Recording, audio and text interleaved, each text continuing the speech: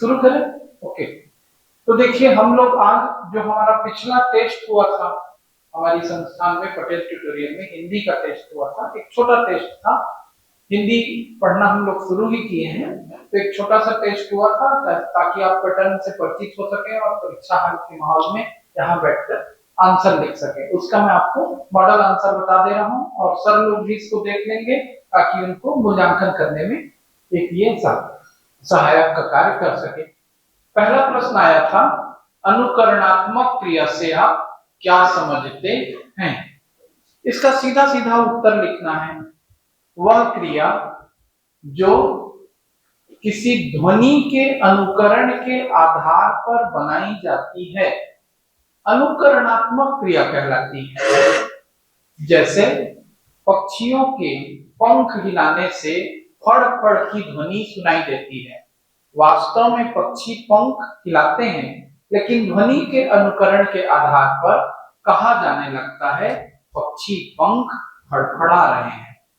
तो वह क्रिया जो किसी ध्वनि के अनुकरण के आधार पर बनाई गई अनुकरणात्मक क्रिया कहलाती है। ये इसका मूल सेंस है। उदाहरण जैसे मैंने बताया, फड़फड़ाना, आप और ऐसी शब्द लिख सकते हैं, हिनहिनाना, मिमियाना, रिरियाना, गुर्राना, ये सब अनुकरणात्मक क्रियाएं हैं। ठक ठकाना, जैसे कोई दरवाजे को ठोकता है, ठक ठक की आवाज आ रही है तो ठक ठकाना है ना। यदि घोड़ा चिल्लाता है, हिन हिन की आवाज आती है तो हिन हिनाना।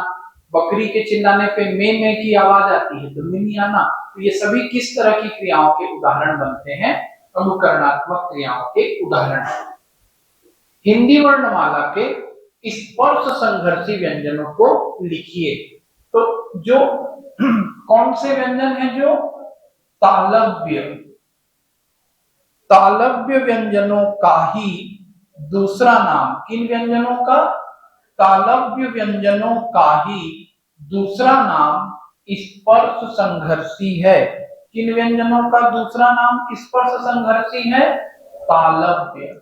जो व्यंजन तालव्य हैं वही व्यंजन और किस नाम से जाने जाते हैं? वही व्यंजन स्पर्श संघर्षी के नाम से जाने जाते हैं, क्योंकि इनके उच्चारण में जीभ तालु को स्पर्श करती है और मुख से वायु कुछ घर्षण के साथ बाहर आती है। क, छ, ज, झ, इया, ये 5 तालव्य हैं और यही 5 क्या कहलाते हैं?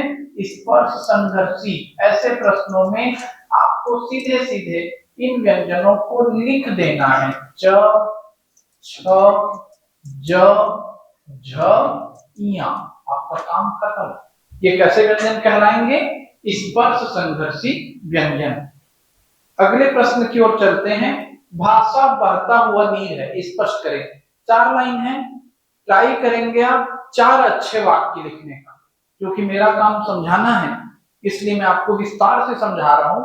इसे समझिएगा, घर जाकर के वीडियो को फिर देखिएगा और देखने के बाद इससे आप क्या करें?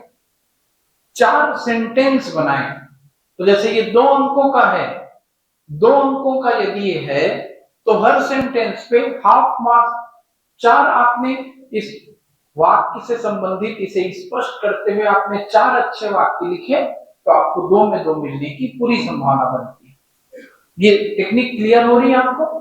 जैसे भाषा बहता हुआ नीर है, समझे पहले मुझसे, फिर मुझसे क्लासरूम में चेक करा लीजिएगा 4 वाक्य आपने कैसा है। ठीक, भाषा के संदर्भ में यह उक्ति बहुत प्रसिद्ध है कि भाषा बहता हुआ नीर है। इसका आशय यह है कि भाषा सदैव परिवर्तनशील होती है। भाषा सदैव परिवर्तनशील होती है। जैसे बहता हुआ नीर अर्थात बहता हुआ पानी हमेशा एक सा नहीं रहता। हम जिस नदी को देखते हैं, यदि वो प्रवाहमयी नदी है तो उसका पानी प्रति क्षण बदलता है। कुछ पानी आगे चला जाता है और पीछे से आने वाला पानी उसकी जगह ले लेता है। तो जल का बहना यहाँ पर किसका प्रतीक है? परिवर्तन का, आगे बढ़ने का प्रतीक है। भाषा के संदर्भ में भी यह बात 100% सही साबित होती है यदि पानी को बहने से रोक दिया जाए, अर्थात किसी एक जगह पर इकट्ठा कर दिया जाए, तो वही पानी सड़ने लगता है, उसका स्वाभाविक विकास रुक जाता है। इसी तरह से भाषा को यदि परिवर्तन करने से रोक दिया जाए तो भाषा का विकास अवरुद्ध हो जाता है। इसे हम और सरल तरीके से समझ सकते हैं। जब हम हिंदी भाषा की बात करते हैं तो हिंदी भाषा अपने में हमेशा नए नए शब्दों को समाहित करते हुए चलती है, परिवर्तन का हमेशा वो स्वागत करती है। उसमें पहले अरबी, तुर्की, फारसी जैसे शब्द आए, कब पलंग, पलक, जहाज, मुहावरा, मुसाफिर, किताब जैसे अरबी फारसी के शब्द हिंदी में आकर मिल गए, हमें पता ही नहीं चला। वैसे जब अंग्रेजी की बात आई, एक समय आया ऐसा लगा कि अंग्रेजी की दौड़ में हिंदी पिछड़ जाएगी, लेकिन हिंदी ने अंग्रेजी के भी शब्दों को अपने में मिला लिया। हमने कंप्यूटर शब्द के लिए संगणक के बदले कंप्यूटर शब्द का ही प्रयोग करना शुरू कर दिया और उससे हम अन्य कई शब्द बनाने लग गए, कंप्यूटरीकरण, कंप्यूटरीकृत। इस तरीके से हमने इंग्लिश के शब्द में हिंदी के उपसर्ग और प्रत्ययों को जोड़ना भी शुरू कर दिया, जो कि भाषा के सहज विकास में सहायक बनता है। भाषा को यदि हम व्याकरण के नियमों से बहुत अधिक बांध दें, उसके विकास को यदि हम रोकने का प्रयास करें, उसमें अन्य भाषाओं के शब्दों को ना आने दें, तो वह भाषा अवरुद्ध हो जाएगी, वह भाषा समय के साथ असंगत हो जाएगी। इसलिए कहा जाता है भाषा बहता हुआ नीर है। संस्कृत के संदर्भ में लोगों ने कहा कि जब देववाणी संस्कृत के साथ बहुत अधिक प्रतिबंध समाहित कर दिए गए, तो बोलचाल में उसकी जगह सरल भाषाएं आती गई। हिंदी समय के साथ बदलती गई, इसलिए आधुनिक समय में भी हिंदी परिवर्तनों के साथ हमारे बीच मौजूद है, उपलब्ध है। राष्ट्रभाषा के रूप में हम उसका सम्मान कर रहे हैं। वो इस बात का अपने आप में प्रमाण है कि भाषा बहता हुआ नीर है। मैंने थोड़ा ज्यादा विस्तार से बताया, अब आप इसको 4 सेंटेंस में लिखिएगा। भाषा बहता हुआ नीर है, स्पष्ट करें। इस वाक्य से आशय है कि जिस तरह बहता हुआ नीर प्रवाहशील है, परिवर्तनशील है, भाषा भी उसी तरह परिवर्तनशील है। फिर ऐसा 3 सेंटेंस और बनाने का प्रयास करें। आप किताबों का भी सहारा ले सकते हैं, मेरी बुक में भी दिया हुआ है।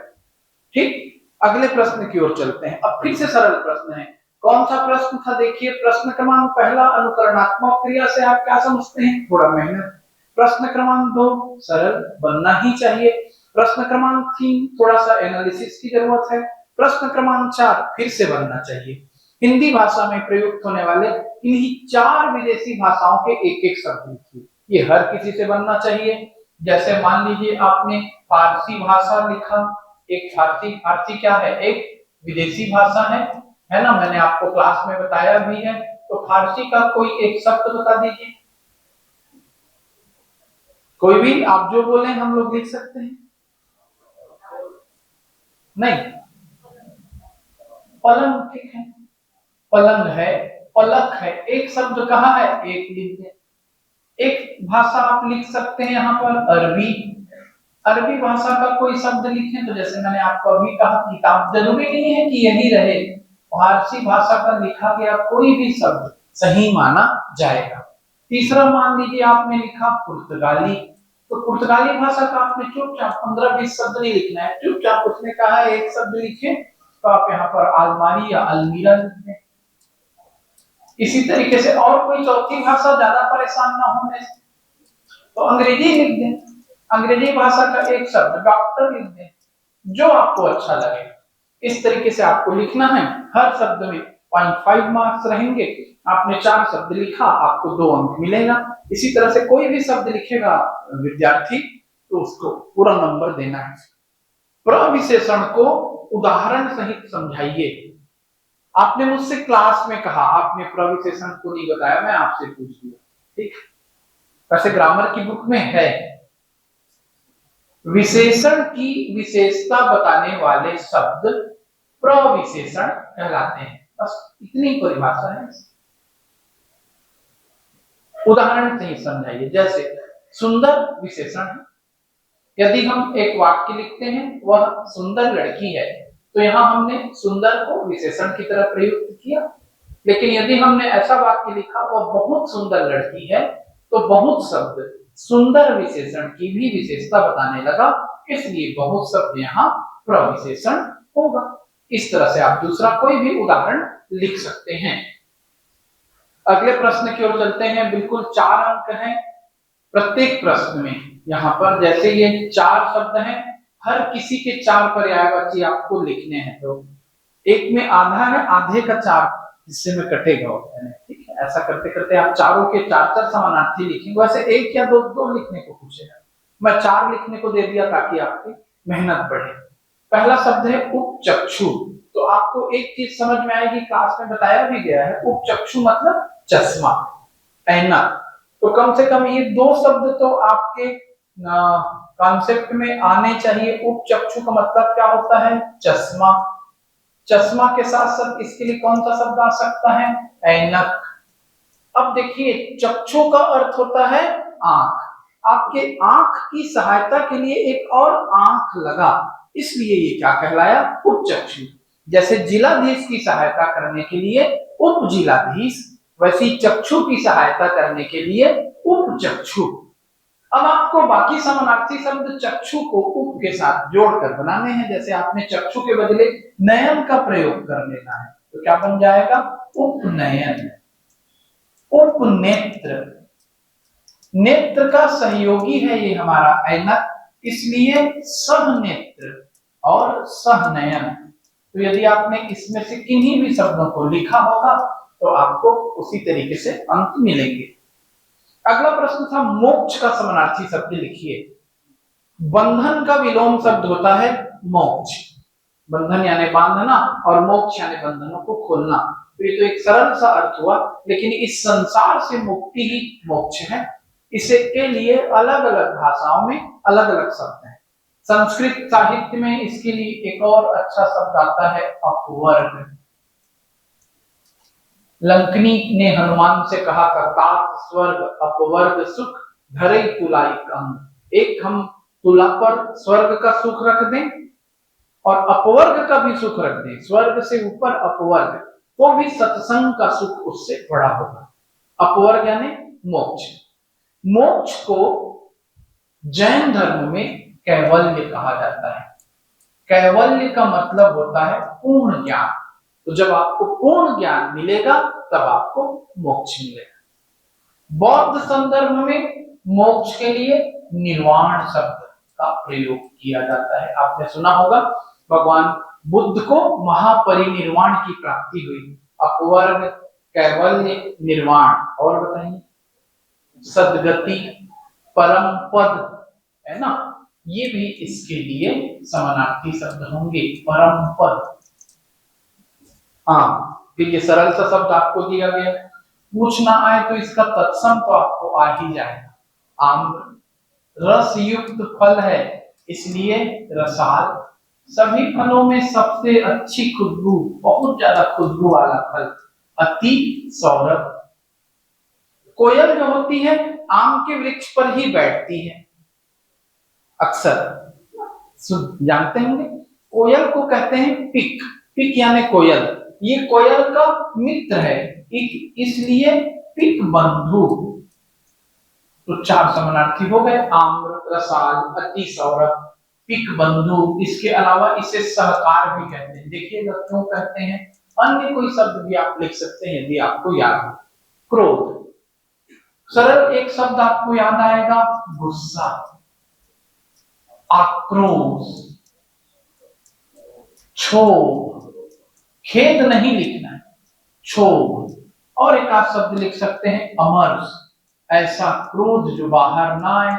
मैंने आपको बताया है मन में ही आपके अंदर उस क्रोध के कारण कुढ़ने की भावना, अन्य कई प्रकार की निगेटिविटी रहे तो वो अमर्ष है। तो आप प्रयास करें आपसे ये बने। अगला प्रश्न है निम्नलिखित शब्दों के विलोम शब्द लिखिए। तो ये पहला शब्द टाइपिंग में गलत हुआ है, सुधारिएगा इस शब्द को। कैसे लिखेंगे इसको? भर्त्सना। आज तो राजनीतिज्ञ अब इसका प्रयोग करना कम कर दिए।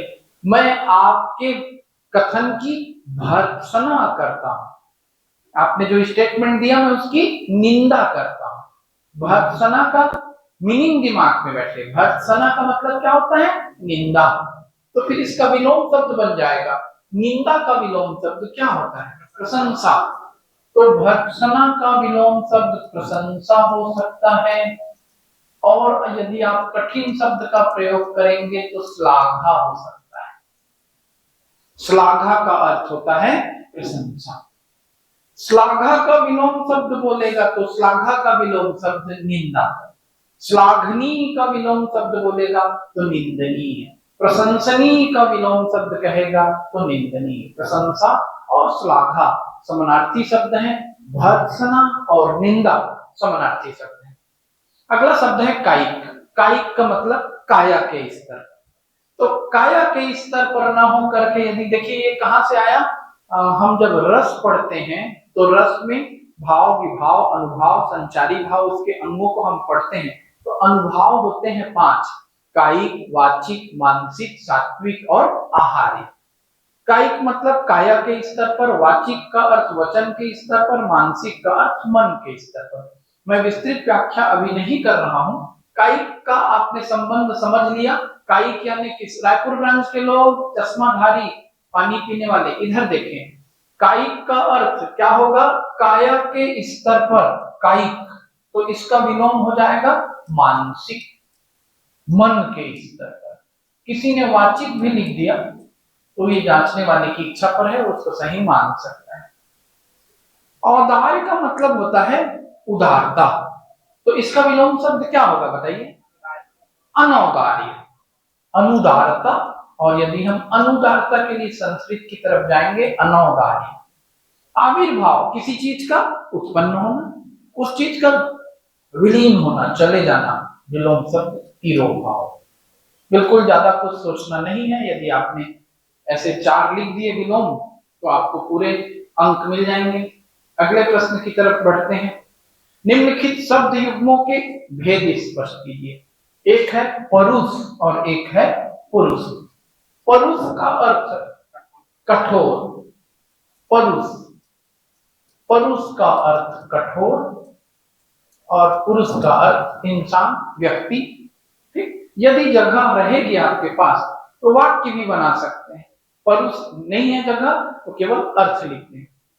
क्या लिखा है इसके बाद? पथ, और टाइपिंग की गलती है, पथ है और प्रत्य छप गया है। पथ का अर्थ लिखिएगा रास्ता, और पथ्य का अर्थ रोगी को दिया जाने वाला संतुलित आहार। पथ्य, रोगी को पथ्य के अनुसार चलना पड़ता है। कुपथ्य पे चलेगा तो दवाइयों का असर नहीं होगा। किसी को पेट में दिक्कत है, दवा भी खाना है, पूरी भी खाना है, कैसे काम चलेगा? फिर उसको कुछ दिनों तक खिचड़ी खाना पड़ेगा, दही खाना पड़ेगा। बुखार है तो कुछ खिचड़ी खिलाएंगे, हल्का भोजन खिलाते हैं। टाइफाइड हो गया है, हल्की रोटी देंगे, ऐसा आप जानते होंगे। तो रोगी को जो हम विशेष भोजन खिलाते हैं उसे क्या कहते हैं? पथ्य। और पथ का अर्थ तो आपको समझ में आ ही रहा है, पथ का अर्थ होता है रास्ता। इसके बाद 2 शब्द हैं। एक शब्द है सर्वदा। सर्वदा का मतलब हर तरीके से, सर्वदा, सर्वदा मतलब हमेशा। सर्वदा बहुत मिलते जुलते शब्द है, सर्वदा हमेशा, और सर्वथा हर तरीके से। मैं आपकी सर्वथा मदद करूंगा और मैं आपके साथ सर्वदा रहूंगा। सर्वदा रहूंगा मतलब हमेशा रहूंगा, और सर्वथा मदद करूंगा का अर्थ हर तरीके से मदद करूंगा। ऐसे अच्छे शब्द आते हैं, सुनने में एक जैसे लगते रहते हैं, अर्थ में अंतर रहता है। इसके बाद लिखा है गर्त और गर्द। तो गर्त का अर्थ होता है गड्ढा। किस पतन के गर्त में तुम जा रहे हो तुम्हें पता नहीं। और गर्द उड़ाते हुए, गर्द यानी धूल। इसी से बिहारी भाषा में है, क्या भैया खूब गर्दा उड़ा रहे। गाड़ी उड़ती है यानी गाड़ी चलती है तो धूल उड़ती है, उसको गर्दा बोल देते हैं बिहारी लोग। गर्द शब्द से आया, गर्द यानी धूल। यहीं से गर्दिश शब्द बना, गर्दिश में होता है। आगे बढ़िए। जिसका कोई आकार न हो, निराकार। ब्रह्म निराकार है, बिना किसी आकार के। बस इतना लिखना है, आपका काम फिनिश। चलिए आप बताइए, जिसकी समस्त इच्छाएं पूर्ण हो चुकी हो, कितने लोग जानते हैं? हाथ उठाएं। देखिए, आप पेपर देने के बाद भी घर जाके नहीं खोजे, आप पतन के किस गर्त में जा रहे हैं? घर जाके आंसर मिलाना था ना, मुझसे पूछे हो बार बार, यही पे तुम्हारा काम फिनिश हो गया। क्या दूसरा कोई शब्द नहीं आ सकता? जिसकी समस्त इच्छाएं पूरी हो चुकी हो, क्या कहलाएगा? आप काम। दक्षिण और पश्चिम के बीच की दिशा, दक्षिण और पश्चिम के बीच की दिशा, मैंने आपको दिशाओं को लेकर के इस तरीके से कोड बना करके बताया है। हाँ, जैसे ये उत्तर है, ये दक्षिण है, ये पूर्व है और ये पश्चिम है। आखिरी बार आ जाओ और देखें, उत्तर और पूर्व के बीच की दिशा, उत्तर और पूर्व के बीच की दिशा क्या कहलाती है? ईशान। उत्तर और पश्चिम के बीच की दिशा वायव्य। उत्तर और दक्षिण और पश्चिम के बीच की दिशा नैऋत्य। और दक्षिण और पूर्व के बीच की दिशा आग्नेय। यदि हम इसे बच्चों की तरह याद करना चाहें, VINA क्या बन रहा है? वीणा। V फॉर वायव्य, I फॉर ईशान, N फॉर नैऋत्य, A फॉर आग्नेय। वास्तुशास्त्र में भी इसको पढ़ते हैं। पूजा की दिशा ईशान कोण, उत्तर पूर्व। घर में रसोई की दिशा आग्नेय कोण, अग्नि से बना, जहां पर हम अग्नि में खाना पकाएंगे, वो कौन सी दिशा? दक्षिण पूर्व दिशा। प्रश्न में क्या आया है? दक्षिण और पश्चिम के बीच की दिशा, उत्तर क्या होगा? नैऋत्य। इसके बाद मोह की इच्छा है, यह टाइपिंग की गलती है, मोक्ष की इच्छा। तो इस प्रश्न को हम लोग विलोपित कर देंगे। मोक्ष की इच्छा क्या कहलाएगी? मुमुक्षा। मोक्ष की इच्छा मुमुक्षा। नेक्स्ट है, निम्नलिखित गद्यांश का सार लगभग 1/3 शब्दों में लिखकर उसका उपयुक्त शीर्षक दीजिए। तो ये जितना है इसके वर्ड्स को देखना रहता है। देखिए, यह सब पहले समझते हैं। यह संसार कायरों के लिए नहीं है। पलायन की चेष्टा मत करो। सफलता अथवा असफलता की चिंता मत करो। पूर्ण निष्काम संकल्प में अपने को लय कर दो और कर्तव्य करते रहो। समझ लो कि सिद्धि पाने के लिए जन्मी बुद्धि अपने आप को दृढ़ संकल्प में लय करके सतत कर्मरत रहनी है। जीवन संग्राम के मध्य डटे रहो। सुप्तावस्था में अथवा एक गुफा के भीतर तो कोई भी शांत रह सकता है। कर्म के आवर्त और उन्मादन के बीच दृढ़ रहो और केंद्र तक पहुंचो। यदि तुम केंद्र पा गए तो फिर कोई तुम्हें विचलित नहीं कर सकता। तब लाखों स्त्री पुरुष दृढ़ संकल्प के अग्नि मंत्र से दीक्षित होकर, शिक्षित नहीं, दीक्षित होकर ईश्वर के प्रति अटल विश्वास से शक्तिमान बनकर गरीबों, पतितों, पद दलितों के प्रति सहानुभूति से सिंह के समान साहसी बनकर इस संपूर्ण भारत देश में सर्वत्र उद्धार के संदेश का, सेवा के संदेश का, सामाजिक उत्थान के संदेश का, समानता के संदेश का प्रचार करते हुए विचरण करेंगे। सारांश को किसी भी कीमत में उपेक्षा की दृष्टि से नहीं लेना है, इसको सीखना है। 1/3 शब्दों में कहा है, मतलब 1/3 शब्दों में करना है। बचपन में जैसा आप सुनते हो, और इसकी मूल भावना को बिगाड़ना नहीं है। बचपन में जैसा आप सुनते होगे बार बार, ऊपर का 2 लाइन लिख दो, नीचे 2 लाइन लिख दो, ऐसा कोई आपको सिखाया रहा होगा, वो सब यहाँ पर काम आने वाला नहीं है। ये मेंस का एक प्रश्न है, आया हुआ है किसी न किसी ईयर, और ये जो पूरा सेंटेंस है, ये पूरा एक लंबा वाक्य जैसा है, ये विवेकानंद का उद्बोधन है जहां तक मुझे याद आ रहा है। इसको आपको संक्षिप्त करना है। पहले पढ़ के इसकी मूल भावना को समझो और एग्जैक्ट 1/3, जैसे ये 100 शब्दों में होगा तो 33, 80 में होगा तो 25 से 30 के बीच, ऐसा आपको संक्षेपण करना है, उतनी ही जगह भी रहे। इसके भाव को मैं समझ चुका हूं, आप भी समझिएगा। क्या सिखा रहा है? संसार कायरों के लिए नहीं है, पुरुषार्थी बनो, सफलता असफलता की चिंता के बिना निष्काम भाव से कर्म में रत हो जाओ। ये पहले शुरू कर, ये 3 सेक्शन में बटेगा, ऊपर फिर बीच और नीचे। बीच में ये फिर फैलेगा। कहां पर फैला है देखो, ये बता रहा है कि गुफा के अंदर किसी एक अकेली जगह में कोई भी शांत रहेगा। कहां पर शांत रहना शांति है? जीवन समर में, जहां पे 100 से 50 लोगों के बीच बैठे हो, दुनिया भर की बातें हो रही है, मम्मी कुछ बोल रही, पापा कुछ बोल रहा है, भाई कुछ बोल रहा है, टीचर कुछ बोल रहे हैं, दोस्त कुछ बोल रहे हैं, ऐसे में यदि तुम शांत हो तभी तुम शांत हो। शांत हो, एकाग्र हो, अपने लक्ष्य की ओर बढ़ रहे हो, देश और समाज के लिए कुछ करने का तुम्हारे मन में जज्बा बना हुआ है, विचलित नहीं हो रहे तो शांत हो। ये दूसरे में समझाया गया है। और तीसरे हिस्से में बताया गया है कि मैंने तुम्हें जो शांति सिखाई है, एकाग्रता सिखाई है, यदि उसका सब पालन करेंगे तो देश क्या होगा? प्रगति के पथ पर आगे बढ़ेगा। तो 3 लाइन में भी इसका संक्षेपण हो सकता है। कहां से संक्षेपण हो सकता है 3 लाइन में? या संसार कायरों के लिए नहीं है, ठीक है, ये पहला लाइन रहने देंगे। या संसार कायरों के लिए नहीं है, पलायन की चेष्टा, सफलता असफलता की चिंता छोड़कर निष्काम कर्म में संलग्न होना है। फिर बीच की चीजों को अगले में कीजिएगा। गुफा में, एकांत में कोई भी शांत रह सकता है, लेकिन वास्तविक शांति संसार के बीच शांत रहने में। खत्म हुआ बीच का सारा कुछ।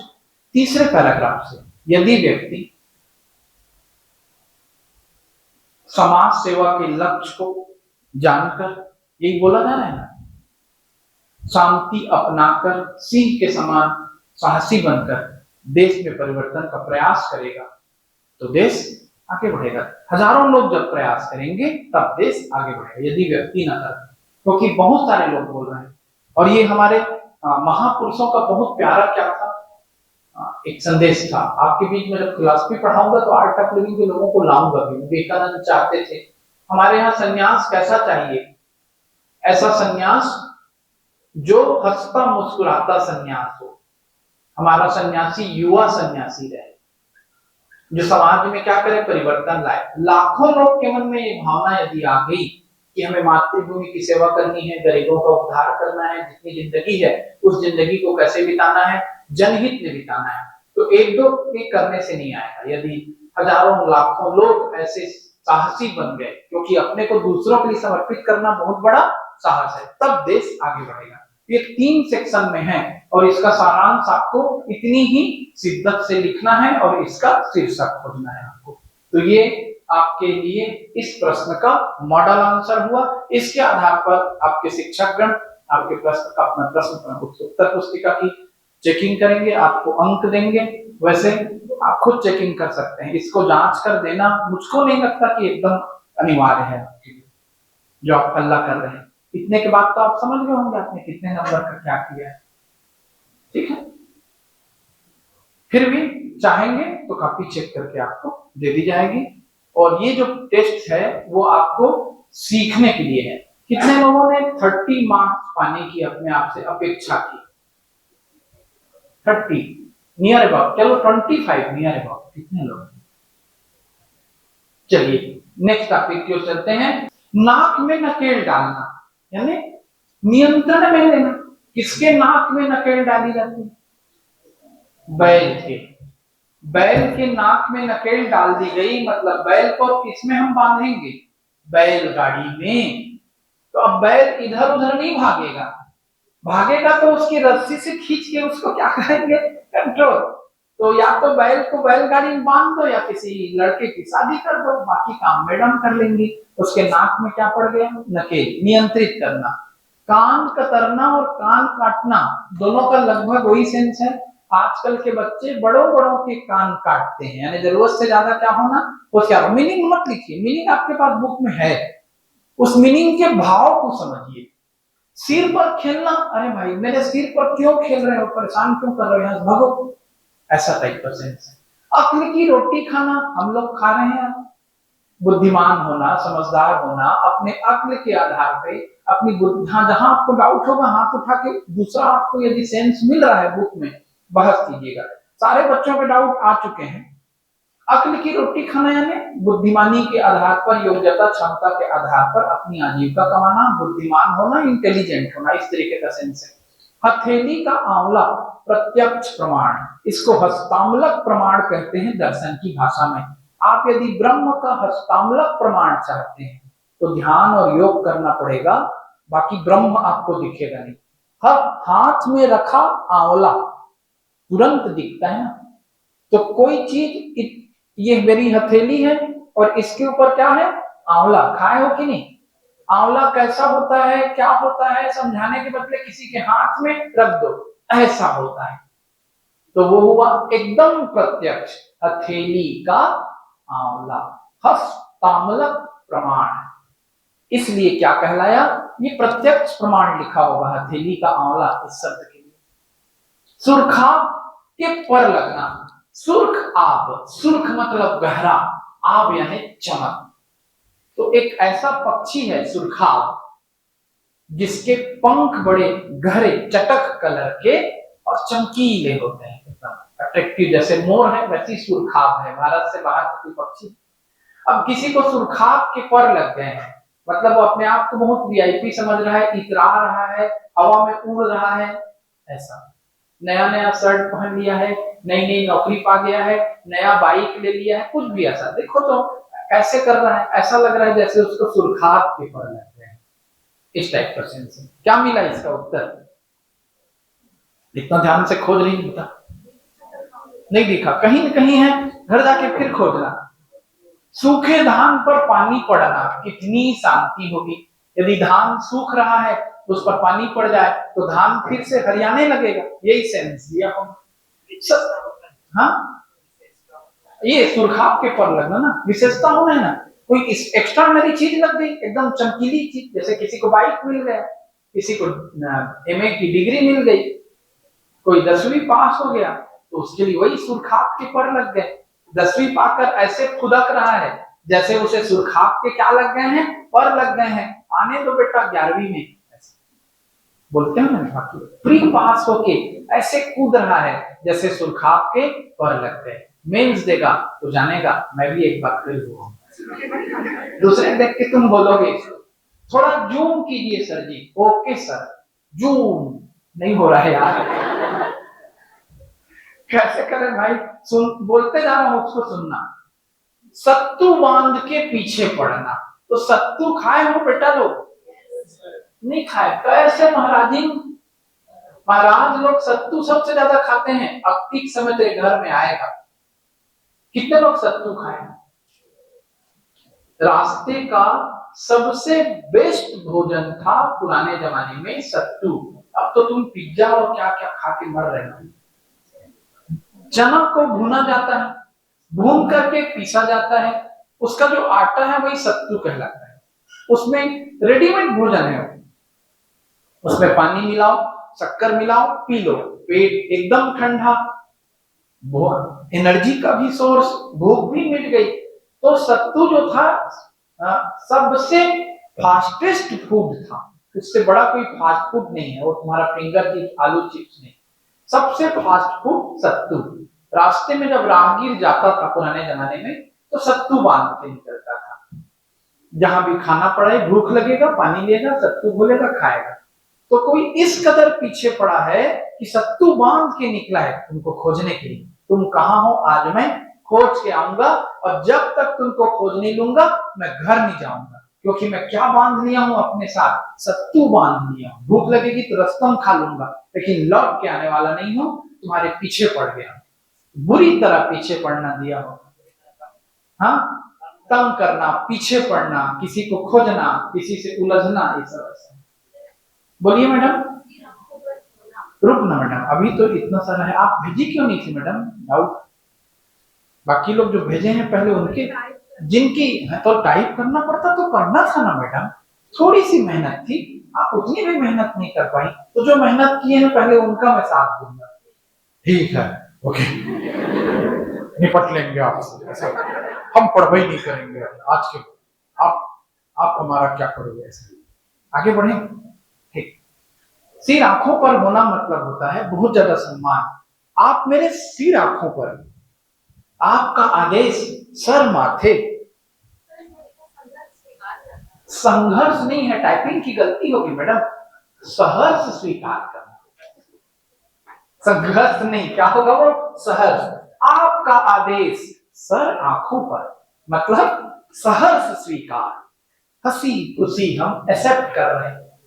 मिट्टी के माधव मतलब तो समझ गए भाई, मिट्टी का बना हुआ माधव है, मिट्टी का है, मूर्ख टाइप के व्यक्ति के लिए आएगा, मिट्टी का बना हुआ है, सजीव नहीं है, ऐसा है, दिमाग ज्यादा नहीं है। ये करने और क्या लिख रहा है, चने का powder, very good very good, you are intelligent personality. चने का पाउडर, ठीक। ऑनलाइन वाला बेसन मत लिख के आ जाना बेटा, सत्तू यानी। ये है अगला शब्द आप लोगों के लिए, भेड़िया धसान। क्या मिला इसका उत्तर, बिना विचार के एक साथ किसी भी चीज के पीछे दौड़ना। समझना, यदि एक भेड़, वैसे भेड़ धसान है, बिगड़ के भेड़िया धसान हो गया, एक भेड़ देखे हो कि नहीं देखे, वो भी देखो, भेड़ कैसे होता है, गाय जैसे दिखता है, अच्छा घोड़े जैसा होता है, बकरी जैसा होता है, ठीक, भेड़ बकरी चलाते हैं ना, तो एक भेड़ जिस रास्ते पे जाएगी, सारी भेड़ उसके पीछे पीछे उधर धस जाती है, एक भेड़ गड्ढे गिर गई तो उसके पीछे पीछे 15-20 जो भेड़ कूद देगी, धस गए जाकर। तो जैसे तुम लोग किसी एक तरफ भगे और भीड़ के साथ भगोगे, वहां टेस्ट हो रहा है, दौड़ो रे दौड़ो, पेपर बसाने दो, भेड़िया धसान, कुछ भी करते रहोगे बिना बुद्धि लगाए। भाई मैं पढ़ चुका हूँ, अब मुझको घर में पढ़ना चाहिए, अब मैं टेस्ट सीरीज के लिए दौड़ू कि ना दौड़ू मेरे ऊपर है। टेस्ट सीरीज का मतलब हम घर में भी क्या कर सकते हैं, पिछले 5 वर्ष के प्रश्नों को हल कर सकते हैं, दौड़ो। कहीं से करंट अफेयर का नोट्स निकल रहा है, एकदम भीड़ लगाइए, बिना सोचे समझे एक के पीछे एक दौड़ना, यही क्या है, भेड़िया धसान। आप लोग ऐसा नहीं करते, आप लोग अच्छे लोग हैं, आप लोग तो सब बच्चिया के ताऊ नहीं है।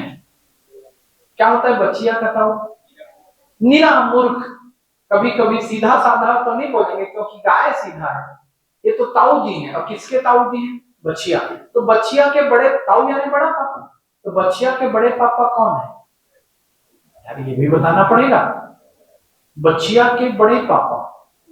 अच्छा, बच्चिया का बड़े पापा बैल होगा ना भाई, बैल लोग समझो ना, क्यों नहीं समझ रहे हो, तो बच्चिया का ताऊ, अरे यार उससे क्या बात करें, वो तो बच्चिया का ताऊ है, आगे नहीं होता। बाछे खिलना, ये बाछे हैं, आंखें हैं एक प्रकार से, खुशी के मारे तुमको लगा तुम्हारा स्वार्थ सिद्धि होने वाला है, तुम्हारा मतलब सिद्ध होने वाला है, तुम्हारा काम बनने वाला है, तुम्हारा फायदा होने वाला है, तो तुम्हारा पूरा चेहरा एकदम खिल जाता है। नहीं खिला है, कितने बार खिल जाता होगा, फोकट में आइसक्रीम मिलना है, इतने बाछे खिल गई, ठीक। और देखो बहुला भगत होना, तो देखो भक्त का मतलब होता है आराधना करने वाला, ध्यान करने वाला, साधना करने वाला, एकाग्र चित्त होकर के पूजा करने वाला।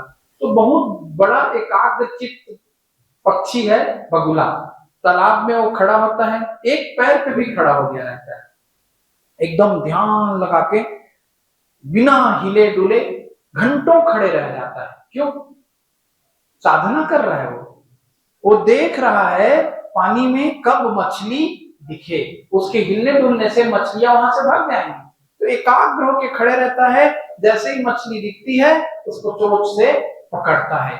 तो वो साधक नहीं है, वो एक ढोंगी व्यक्ति है, मतलब उसी तरह कोई साधना कर रहा है, कैसा, बगुले की तरह, जैसे बगुला एकाग्र चित्त है और उसकी एकाग्र चित्तता के पीछे क्या है, लोभ लालच है, मछली पकड़ने की इच्छा है, वैसी व्यक्ति जो ध्यान या मतलब किसी भी प्रकार के काम में दिखावा कर रहा है, ढोंगी है, उसको क्या बोलेंगे, बगुला भगत।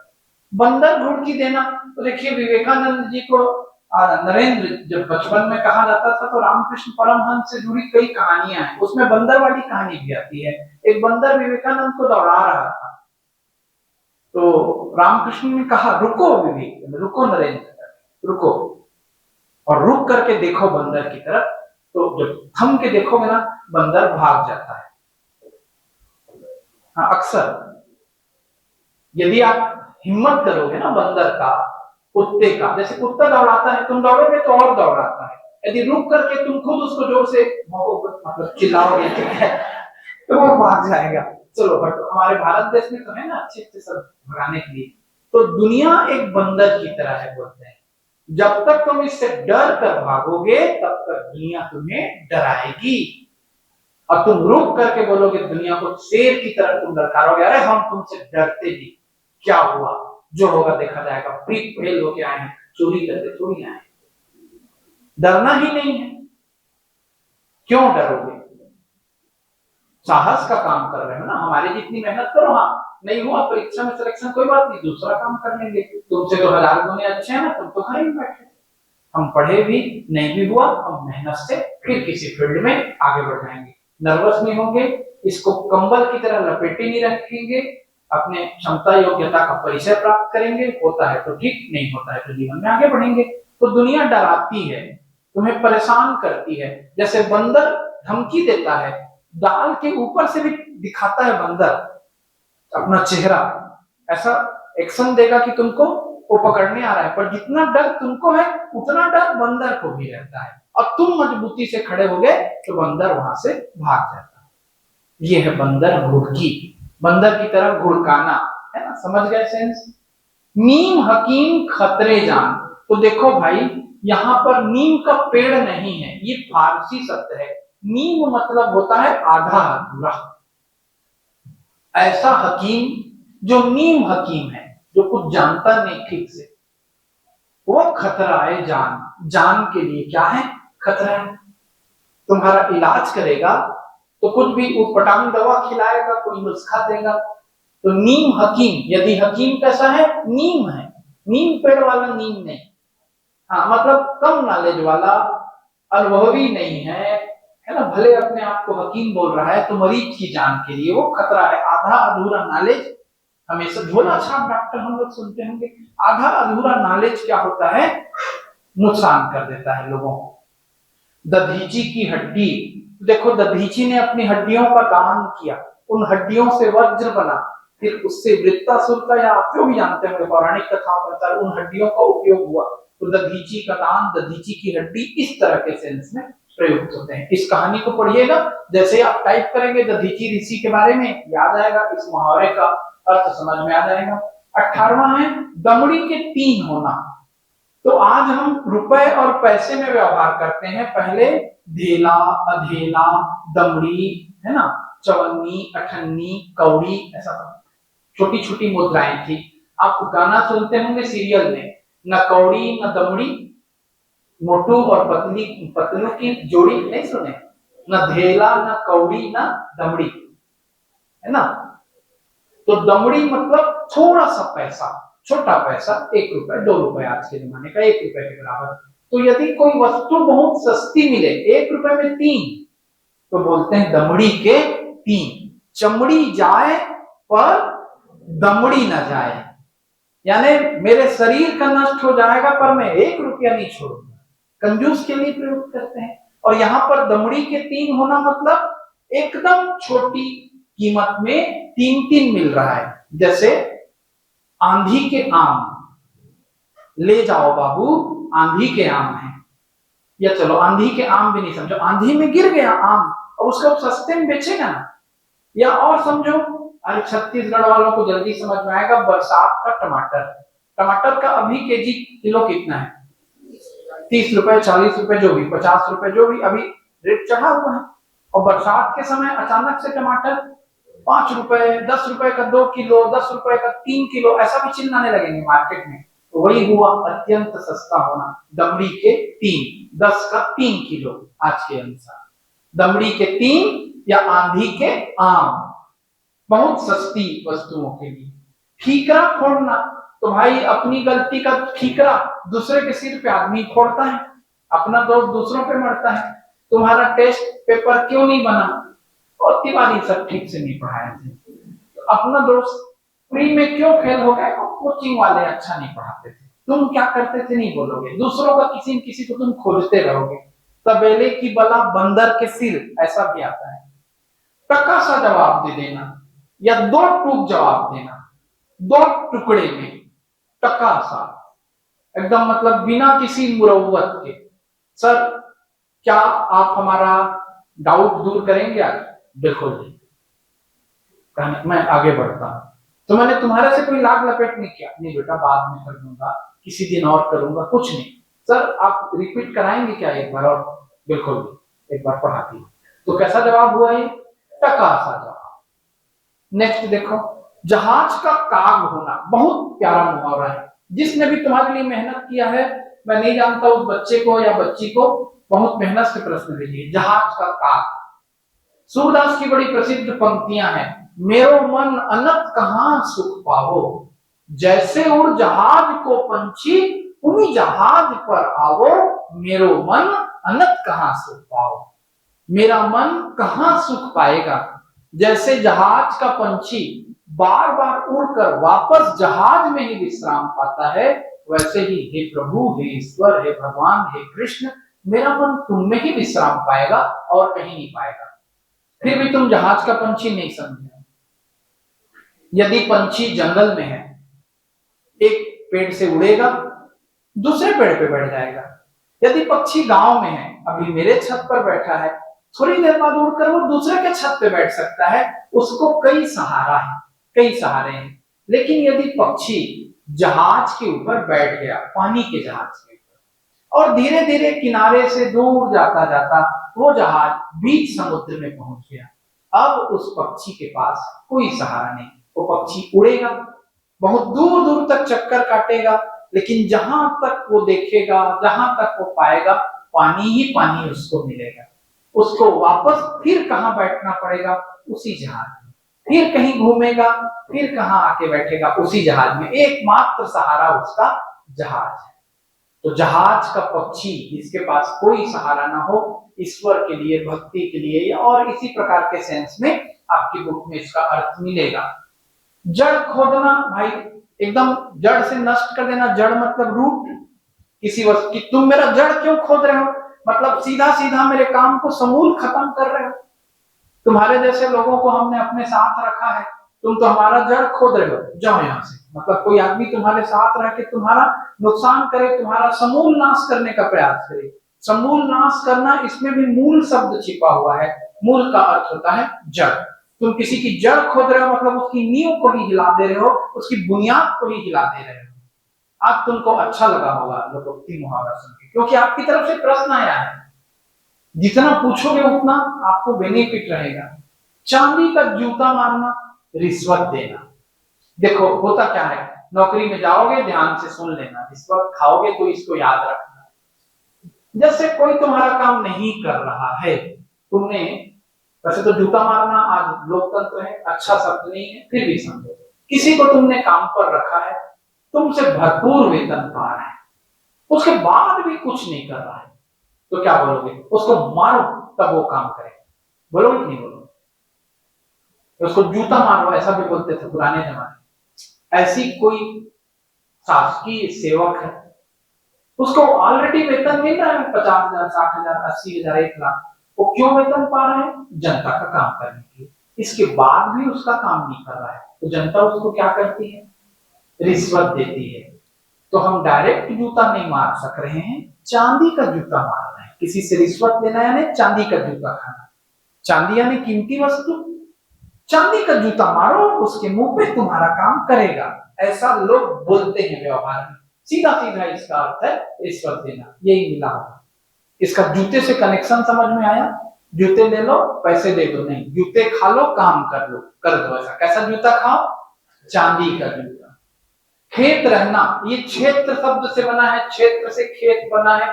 युद्ध क्षेत्र में कोई शहीद हो गया तो खेत रहना, इसका सीधा सीधा अर्थ है वीर गति को प्राप्त करना, युद्ध भूमि में शहीद होना, रणभूमि में शहीद होना। ओखली में सिर देना, तो भाई जब आप ओखली में सिर दे दिए हो तो मूसल ही तो पड़ेगा। ओखली जानते हो कि नहीं? ओखली में किसी चीज को कूटते हैं, उसके ऊपर बार बार प्रहार होता है, तो जब आदमी जानते समझते ओखली में सिर दिया है तो मूसल तो पड़ेगा ही। तो ओखली में सिर दिया तो मूसलों से क्या डरना? जैसे तुम अपने पूरे होश हवास में इस परीक्षा में शामिल होने के लिए आए हो, तो मेहनत तो करनी ही पड़ेगी। कोई तुमसे बोलेगा अरे तू इतना मेहनत क्यों करता है, दिन रात पढ़ रहा है, मैंने ओखली में सर दिया है, मैं मूसलों से क्या डरूंगा, आएगा सफलता सफलता, इस टाइप का सेंस है। अंकुश न मानना यानी नियंत्रण में नहीं रहना। हाथी को नियंत्रित करने के लिए उसके ऊपर अंकुश का प्रयोग किया जाता है, एक नोकदार भाला जिसको उसके सर पर चुभाया जाता था तो महावत के नियंत्रण में रहता था। तो जब तक कोई अंकुश में है तब तक वो तुम्हारे नियंत्रण में है, और जब वो अंकुश नहीं मानेगा तब वो तुम्हारे नियंत्रण से बाहर हो जाएगा। अंकुश का मीनिंग समझ में आना चाहिए, अंकुश होता क्या है। हमीर हट ये एक लंबा चौड़ा लोकोक्ति मुहावरे से लिया गया छोटा हिस्सा है। क्या शब्द है, तिरिया तेल हमीर हट चढ़ो न दूजी बार। तिरिया का मतलब स्त्री और हमीर का मतलब महाराणा हमीर देव। महिला को या स्त्री को जीवन में एक बार तेल चढ़ता है शादी के समय, फिर उसकी शादी हो जाती है, उसकी शादी रुकती नहीं, तेल चढ़ गया। एक हमारी परंपरा है कि फिर कोई भी विघ्न बाधा आए शादी होके रहती है, रोकते नहीं है। तेल नहीं चढ़ा है, कुछ दूसरी स्थितियां आ गई, घर में शोक आ गया, परिचित की किसी के घर में कोई विपत्ति आ गई, तेल नहीं चढ़ा है तो एक बार शादी रुक जाएगी। चढ़ गया मतलब फिर वो शादी हो गई, बीच में नहीं रोक, ऐसा मानते हैं। भले आप नए जमाने में कुछ भी करें, तो महिला को या किसी स्त्रिया को, किसी लड़की को एक बार तेल चढ़ गया उसकी शादी होके रहेगी। वैसी राजा हमीर देव को एक बार हट चढ़ गया तो वो हट पूरा होके रहता, एकदम अपनी इच्छा शक्ति पर, अपनी प्रतिज्ञा पर वो दृढ़ रहते थे। तो किसी बात का नहीं बदलना, अटल रह जाना है ना, अपनी इच्छा से किसी जीत को पूरा करना, इसके लिए हमीर हट का प्रयोग होता है। गोरख धंधा, तो ये दुनिया गोरख धंधा है ना, इस दुनिया से बचना है, माया के प्रभाव से बचना है। कोई भी तुम्हें कम समय में अधिक लाभ का लालच देगा तो वो गोरख धंधा है। वैसे दुनिया ही गोरख धंधा है, पर गोरख धंधा का भी गोरख धंधा है। आपका लॉटरी निकला है, आप हमको अपना ओटीपी दे दो, तो गोरख धंधे में मत पड़ो। नेटवर्क हर पीढ़ी के लिए एक बार नेटवर्क मार्केटिंग आता है, तुमको मैं एक प्रोडक्ट दे रहा हूं, तुम अपने नीचे 2 आदमी को जोड़ो, वो 2 आदमी को जोड़ेंगे, वो फिर 5 को और जोड़ लेंगे, तुम 1 महीने के अंदर करोड़पति बन जाओगे। दुनिया में ऐसा कुछ नहीं होता। यही सब क्या है, गोरख धंधे। समझ गए? चलिए नेक्स्ट, कारू का खजाना एक कहानी से जुड़ा हुआ है, बहुत अधिक धन का मिलना। भादों का मेढक होना, मेढक शीत निद्रा में रहता है, ऐसा प्राणी है, हाइबरनेशन कुछ है इंग्लिश से, जो अपने शरीर की समस्त गतिविधियों को शिथिल करना, ये शीत निद्रा है। अपने आप की एक्टिविटी को खुद रोक देना, बिल्कुल मुर्दे जैसा हो जाना। तो जो गर्मी का दिन है उसमें मेढक एकदम कहीं छिप जाएगा, जमीन के नीचे कहीं बैठ जाएगा, किसी अंधेरी जगह में बैठ जाएगा, खाना पीना सब छूट जाएगा, शरीर का हिलना डुलना छूट जाएगा, मेढक मुर्दे के समान हो जाएगा, शरीर एकदम कमजोर हो जाएगा। और भादों में वही मेढक एकदम फूल जाएगा, मोटू हो जाएगा। तो भादों का मेढक होना, सुख में रहना, ऐसी कई प्रकार के अच्छे शब्दों के लिए मोटा हो जाना, ऐसा सेंस में आपको कहीं कहीं मिलेगा। घोंगा बसंत में कल बताया था, घोंगे की गति क्या होती, बहुत धीमी होती, धीमे होती है, उसके लिए ये शब्द का प्रयोग आया मोर टाइप के व्यक्ति के लिए। अब सांप छछूंदर की गति होना, ये भी बड़ा फेमस मुहावरा लोकोक्ति है। कहा जाता है कि यदि सांप ने छछूंदर को पकड़ लिया तो वो खाएगा तो मर जाएगा, ऐसा कुछ है, और छोड़ेगा तो अंधा हो जाएगा। मतलब सांप जो है चूहे को खाता है, छछूंदर को तो खाता ही नहीं।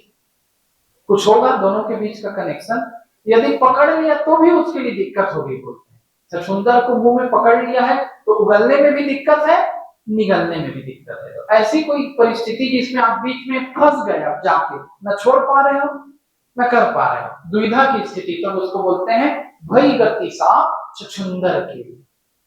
पेट में दाढ़ी होना, क्यों रे भाई, दाढ़ी कब आती है? बड़े होने के बाद।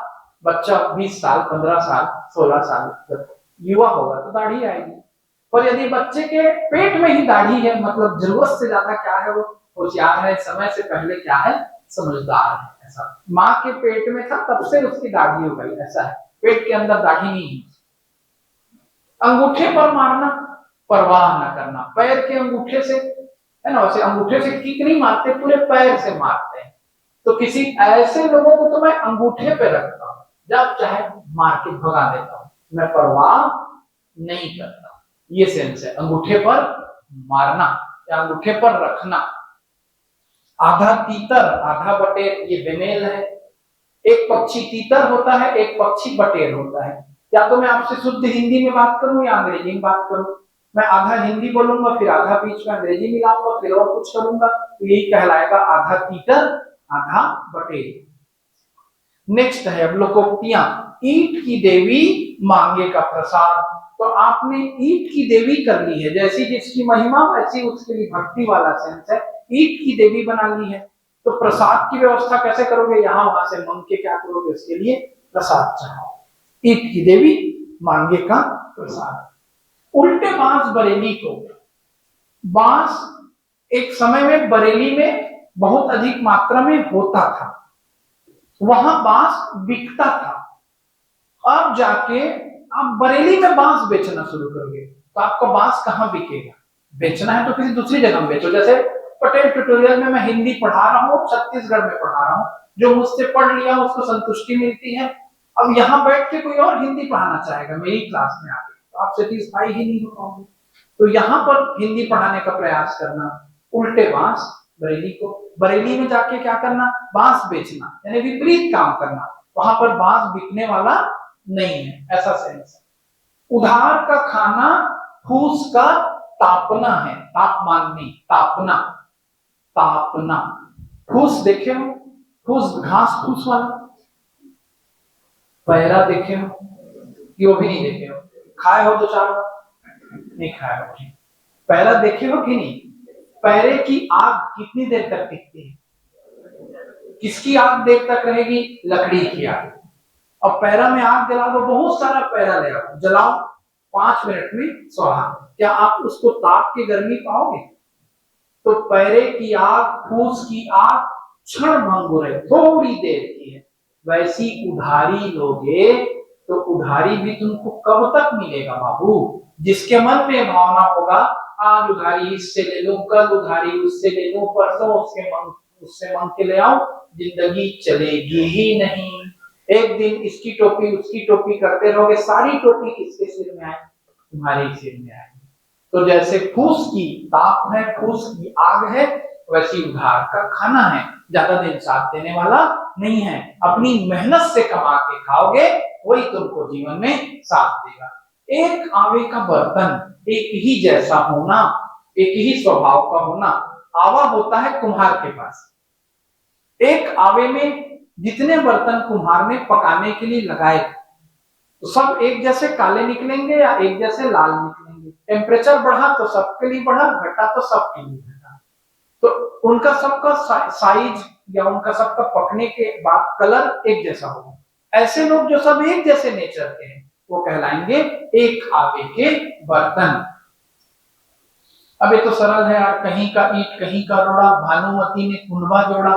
तो कहीं से ईट ले आए, कहीं से रोड़ा ले आए, कहीं से सीमेंट ले आए, कहीं से गिट्टी ले आए, दुनिया भर का चीज ला ला के अपना क्या बना लिए? एक तो घर बना लिए जुगाड़ से, उस टाइप का सेंस। कै हंसा मोती चुगै, कै लंघन करी रह जाए। मैं परसों सुना रहा था, यहाँ पर लंघन के बदले क्या शब्द आया? भूखा। अपने सिद्धांतों से उत्कृष्ट व्यक्ति समझौता नहीं करते, ये खतरनाक बात होती है। हंस या तो मोती चुगेगा या भूखा रह जाएगा, कंप्रोमाइज नहीं करेगा। मैंने आपको वाक्य में प्रयोग करके भी बताया था, मालती शादी करेगी तो कलेक्टर से या कुंवारी रह जाएगी। कै हंसा मोती चुगे, कै लंघन करी मर जाए। मालती इतनी महान है कि अपने सिद्धांतों से समझौता नहीं करती। आगे मैं आपको मजाक में बोला था, अब मालती का क्या होगा? वो कलेक्टर से शादी करना चाहती है, बात इस पर टिकी है। कलेक्टर उससे करना चाहेगा कि नहीं, उसको भी क्या करना पड़ेगा? काफी। लेकिन आप समझ गए होंगे, उत्कृष्ट व्यक्ति अपने सिद्धांतों से समझौता नहीं करते। हंस सबसे उत्कृष्ट पक्षी। घर आए नाग न पूजे, बांबी पूजन जाए। इसको छत्तीसगढ़ी में बोलते हैं, आए नाग पूजे ना, भिभोरा पूजे जाए। बांबी यानी बाबी नहीं बोल रहा, बाबी देवल। बांबी यानी सांप बनाता है बांबी। कौन बनाता है? दीमक बनाया रहता है बाम्बी, और उसमें कौन जाके रहने लगता है? सांप। बाम्बी देखे भिंगोरा, घर में सांप आया है उसको तो मारोगे डंडा से, और फिर नाग पंचमी है करके कहां जाके पूजा करोगे? बाम्बी के आगे दीपक ऊपर जला के आदमी रख के आते हैं। तो घर में जो व्यक्ति है उसकी उपेक्षा, और फिर उसी को खोजने कहां जाओगे? बाहर। आए नाग पूजे नाग, भिंगोरा पूजे जाए, या घर आए नाग न पूजे, बाबी पूजन जाए। घर की मुर्गी दाल बराबर, घर का जोगी जोगड़ा, आन गांव का सिद्ध। एक से दूसरा लोकोक्ति मुहावरा कनेक्ट होता है। चुपड़ी और दो दो, क्या है भाई चुपड़ी? कितने लोग चुपड़ी वाले हो? चिकनी चुपड़ी बातें ऐसा भी सुने होंगे। तो ये चुपड़ी होता क्या है? देखो, सूखी रोटी खाए हो कि नहीं? खाना सूखी रोटी चाहिए। तेल लगा के पराठा खाने से ज्यादा अच्छा है रोटी में घी लगा के खाओ, क्योंकि घी में ज्यादा साइंस ना पढ़ाए तो गुड कोलेस्ट्रॉल होता है। घी में कोलेस्ट्रॉल होता है लेकिन गुड होता है, हार्ट अटैक का खतरा नहीं रहता, बेड कोलेस्ट्रॉल नहीं रहता। एक समय में घी खाना बंद करा दिया गया था रिफाइंड तेल वालों के विज्ञापन के चक्कर में। तो यदि रोटी के ऊपर घी लगा दिया जाए तो वो चुपड़ी रोटी हो गई। घी चुपरना, छत्तीसगढ़ी में चुपरना यानी लगाना। अब आपको कोई रोटी खिला रहा है घर में बैठा के प्रेम से, सूखी रोटी नहीं, चुपड़ी रोटी, और एक रोटी नहीं दे रहा है, एक बार में दो दो दे रहा है। आप हमारे मेहमान हैं, तुम खाए पड़े हो 15-20 चुपड़ी और दो दो, क्या कहें? समझ में आया नहीं आया? तुम खुद ही खाए होगे, आजकल रोटी नहीं खाते, पार्टी, बफे बफे और आइसक्रीम, क्या कहने ऐसा। समझ गए? चूहे घर में दंड पेलते हैं। अभी जस्ट इसका उल्टा हो गया। ऐसा घर जहां कुछ ना हो, तुमको तो खाने को बाद में मिलेगा, चूहों को खाने के लिए नहीं है। चूहे इधर उधर दौड़ रहे हैं, घर में व्यायाम कर रहे हैं, कसरत कर रहे हैं, खाने कुछ नहीं पा रहे हैं, हुड़दंग मचा रहे हैं, दंड बैठक कर रहे हैं। तो बोलते हैं उसके घर में क्या चोरी करने जाओगे, उसके घर में क्या निमंत्रण खाने जाओगे, उसके घर में तो चूहे दंड पेलते हैं। क्लियर है? गरीब है या उसके पास कुछ नहीं, जबरा मारे रोवे न दे। तो जबरा यानी शक्तिशाली, पावरफुल, जबरदस्ती करने वाला, जबरा। तो अत्याचार का भी अत्याचार, जबरा मारे। देखो तुमको घर में बंद कर दिया है जबरा, और मार रहा है, मुंह कलक बंद कर दिया है। भाई तुम जोर से रोओगे तो आजू बाजू वाले तुम्हारे तकलीफ को सुन के बचाने आ सकते हैं। तो जबरा क्या है? मारता भी है और रोने भी नहीं देता। अत्याचार, ऐसे लोगों से बचना रहता है ना भाई। तुमको धमकाते हैं, मैं तुम्हारे साथ ऐसा किया हूं, बताओगे तो ठीक नहीं होगा। समझ गए? ज्यादा नहीं समझना। जैसी बहे बयार पीठ तब तैसी दीजै। बयार का मतलब होता है हवा। हमेशा हमें हवा की दिशा में चलना चाहिए। नाव तभी अच्छे से चलती है नदी में जब वो हवा की दिशा के अनुकूल चले। जैसी समय, जैसी परिस्थितियां, उस तरीके से यदि आप अपने को परिवर्तित कर लोगे तो आपके जीवन का रास्ता सुगम होगा। इसके लिए कहा जाता है जैसी बहे बयार, जिधर हवा उधर आप अपना पीठ दे दोगे, यानी आप हवा की दिशा में बढ़ते जाओगे तो आपका रास्ता क्या होगा? आसान होगा। जैसे सांप नाक वैसे नाक नाक, एक ही जैसे बदमाश लोग। तुम बोलोगे कि मेरे से काम करा लो तो मैं तुमको देख के समझ जाऊंगा, अरे यार तू क्या काम करेगा, मैं तेरी आदत को जान रहा हूँ, 500 रुपए एडवांस मांग रहा है, तेरे दूंगा, तरह से तू गायब हो जाएगा। अच्छा ठीक है, मेरे से नहीं करोगे, ये मेरे दोस्त से करा, उसको देखूंगा, अच्छा इसको लाया है, ये तेरे से भी खतरनाक है। तो जैसे सांप ना तो वैसी कौन है? दोनों एक जैसे। जो बोले सो घी को जाए। अभी क्या होता है, जो युक्ति बताता है, जो उपाय सुझाता है, उसी काम पे लगा देना। अच्छा नहीं समझे? जैसे क्लास में होता है सर, भारत का आप हिस्ट्री पढ़ा रहे थे सर, तो मैप से पढ़ा देते तो बहुत अच्छा होता। ठीक बेटा, तुम सब कल मैप बना के लाना।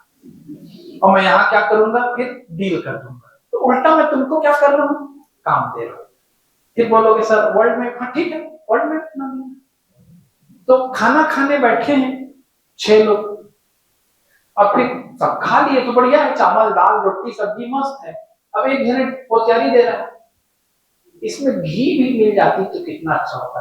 ठीक है, जाते तो 2 किलोमीटर आगे है दुकान, वहां से घी लेके आना, तब तक हम खाना खा रहे हैं। तो कभी कभी अच्छाई के भी सेंस में है, कभी कभी समझ गया होगा, जो बोले सो घी को जाए, जो फरमाइश दिया, जो बताया, जो सुझाया, उसी को काम पे लगाया। ज्यादा जोगी मठ उजाड़, more cook spoil the food, English में आता है। यदि, और एक बढ़िया है छत्तीसगढ़ी में, आंजत आंजत कानी, नहीं जानते, आंजना यानी आंख में काजल लगाना। अब एक माता जी है, अपने नूनी को काजल लगा रही है, एक बार आंजी, 2 बार आंजी, तीसरे बार आंज रही है, कुछ आ गया आंखी, तो क्या हो गई उसकी नूनी, एक तरफ से कानी हो गई। मोर को 4-5 लोग मिलकर खाना बना रहे हैं, पिकनिक में गए हैं, एक जने जाके डाल दिया नमक, दूसरा आया वो भी डाल दिया नमक, तीसरा आया वो भी मिर्ची और नमक डाल दिया, तो गया खाना। ज्यादा लोग मिलके किसी काम की जिम्मेदारी लेंगे, ज्यादा अटेंशन देंगे, एक्स्ट्रा फोर्स लगाएंगे, तो काम बिगड़ने का चांस रहता है। ज्यादा जोगी मठ उजाड़, मठ मतलब जहां पर साधु सन्यासी जोगी यति अवधूत तपस्वी ऐसे लोग रहते हैं, उस मठ में 1-2 सन्यासी रहे तो अच्छा है, चुपचाप शांति से ध्यान योग साधना करेंगे, मठ भी अच्छा चलेगा। अब एक मठ के अंदर 50-60 जने साधु आ गए, आपस में एक दिन हो सकता है वे भी लड़े और वो मठ ही क्या हो जाए, उजड़ जाए। आगे बढ़िए, ढाक के 3 पात। ढाक का मतलब होता है पलाश का वृक्ष, उसको ढाक कहते हैं। हिंदी भाषा में पलाश, छत्तीसगढ़ी में परसा। बिलासपुर का नाम पलासपुर है, एक अनुश्रुति के अनुसार 100% सही है, क्योंकि बिलासपुर के चारों तरफ पलाश के वृक्ष हैं। यदि आप होली के समय में मार्च के आसपास बिलासपुर से रायपुर जाएंगे, आपको चारों तरफ लाल लाल टेसू खिले हुए नजर आएंगे। टेसू किसके फूलों का नाम है, पलाश के फूलों का, और टेसू से ही होली होती है, पलाश के फूलों के रंग से। जब टेसू खिलते हैं तब होली मनाते हैं। बहुत अलग अलग लोकोक्तियां, मुहावरे टेसू और पलाश को लेकर इस दुनिया में है। जैसे कबीरदास ने लिखा है, कबीरा कहाँ गरबिए इस यौवन की आस, टेसू फूले दिवस 4 खंखर भये पलाश। इस जवानी को लेकर गर्व में मत रहो, 4 दिन टेसू खिलता है, फिर पलाश खंखर हो जाता है। देखना भी गर्मी में पलाश एकदम सूख जाएगा, जो हरा भरा लाल लाल दिख रहा है। और आता है, कहां करो बैकुंठ ले कल्प वृक्ष की छाम, अहमद ढाक सुहावने जहां प्रियतम गलबान। मैं बैकुंठ से कल्प वृक्ष की छाया लेकर क्या करूंगा, मेरे लिए तो पलाश ढाक का पेड़ अच्छा है, यदि मैं अपने किसी प्रिय के साथ बैठूं। ढाक यानी पलाश, और पलाश में हमेशा कितने पत्ते आते हैं, 3। देख लेना जाके, अरे पतरी में खाना खाए हो, गांव में जगह जगह परसा पान का पतरी बनता है, खेत में जाके देखना, उसमें हमेशा पत्ते आएंगे एक साथ 3। ज्यादा पानी गिरे तो, कम पानी गिरे तो, वो कभी अपने आप को बदलता नहीं। जैसे किसी किसी वृक्ष में पत्ते आ जाते हैं ना, उसमें 3-3 पत्ते ही एक साथ निकलते हैं जोड़ी में, तो किसी प्रकार के परिवर्तन का कोई असर न पड़ना, चाहे पढ़ा लो, चाहे समझा लो, चाहे पैसा दे दो, चाहे मारो, चाहे पीटो, और जैसा है वैसी रहेगा। इसको बोलते हैं ढाक के 3 पात। इनके पीछे मेहनत मत करो, जितना मेहनत करोगे ये वैसी रहेंगे। ये लोग हैं ढाक के 3 पात। फिर तिरिया तेल हमीर हट, थोड़ा देर पहले बता रहा था, आ गया। दुविधा में दोनों गए माया मिली न राम, तो भाई या तो माया के साथ चल दो या राम के साथ चल दो। इस भौतिक जगत में आपको कुछ पुरुषार्थ करना है, परिश्रम करना है, धन कमाना है, कमाओ, या भगवान का नाम लेना है, शांति से संन्यास लेके भगवान का नाम लो। या भौतिक जगत में मोह छोड़कर मेहनत करो और भगवान का नाम लो, तब तुम्हें भगवान मिलेंगे। तो तुम भगवान को भी पाना चाहोगे, पैसा भी कमाना चाहोगे, पैसे से मोह भी रखना चाहोगे। कमाने में बुराई नहीं है, मोह रखने में बुराई है। तो बहुत जल्दी आप दर्शन की क्लास में सीखेंगे। तो आप दुविधा में रहोगे तो न माया मिलेगी ना राम। नई घोषण उपलों का तकिया। घोषण यानी घोष बाबू की पत्नी। घोष यानी बंगाली उपाधि है, कोई अधिकारी, कोई बड़ा आदमी। तो नौसिखिए या नया नया जिसको पद मिला रहता है, वो अद्भुत तरीके के शौक रखते हैं अपने आप को वीआईपी दिखाने के लिए। नया मुल्ला ज्यादा प्याज खाता है, ऐसा सुने होंगे कभी कभी। नया मुल्ला है, ज्यादा प्याज खाएगा। या सुबह हो गए, आया है पीएससी 2008 में, नवई के जोगी कलिंदर के माला। नया नया कोई जोगी आया है, कलिंदर की माला पहन लिया है, एकदम स्पेशल दिखूंगा करके। वैसी नई नई घोषण आई है, मैडम आई है गांव में या किसी वीआईपी बंगले में। साहब किसमें रहते हैं? अरे भाई, हर अधिकारी का क्या रहता है?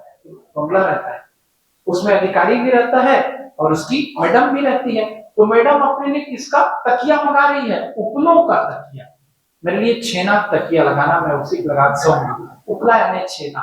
तो जो नौसिखिए हैं जिनको हाल ही में कुछ मिला है, तुम्हारा लहजा बता रहा है तुम्हारी दौलत नई नहीं। तो ये नई घोषण है, किसका तकिया लगा रही है? उपलों का तकिया लगा रही है, कुछ एक्स्ट्राऑर्डिनरी करने का प्रयास। बांह गहे की लाज आपको बता चुका था।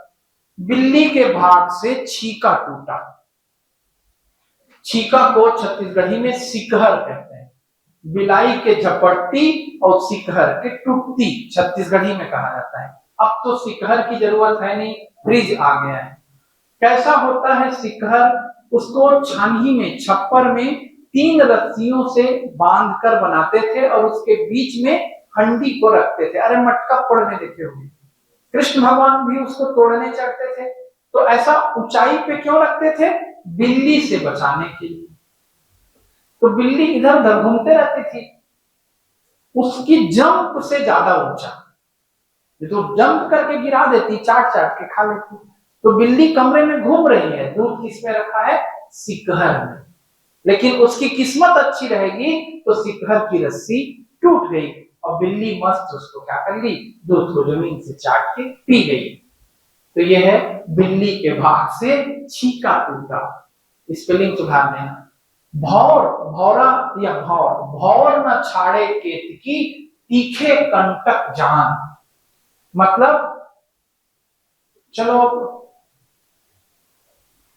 ये इश्क नहीं आसान, एक आग का दरिया है और डूब के जाना है। ये शायरी है और ये यहाँ पर लिखा हुआ है। भौरा, भौर यानी भौरा, केतकी के फूल के पास बार बार आता है। केतकी क्या, किसी भी फूल के पास भौरा आएगा ही। परागण की क्रिया उसी से होती है, बगीचा उसी से खिलता है। भौरे को फूलों से लगाव है और जहां फूल वहां काटे। तो क्या कांटों को देखकर भौरा प्रेम करना छोड़ता है? नहीं। तो भौर न छाड़े केतकी, भौरा केतकी को नहीं छोड़ता। तीखे कंटक जान, चाहे आसपास कितने भी कांटे रहे, तो जहां आपका लक्ष्य है, जहां आपका मन है, वहां पर पहुंचने के लिए आपको बाधाओं को हमेशा पार करना पड़ेगा। ये प्रेम के संदर्भ में यहाँ पर ज्यादा उपयुक्त है। साझे की हाड़ी चौराहे पर फूटती है। साझा यानी पार्टनरशिप।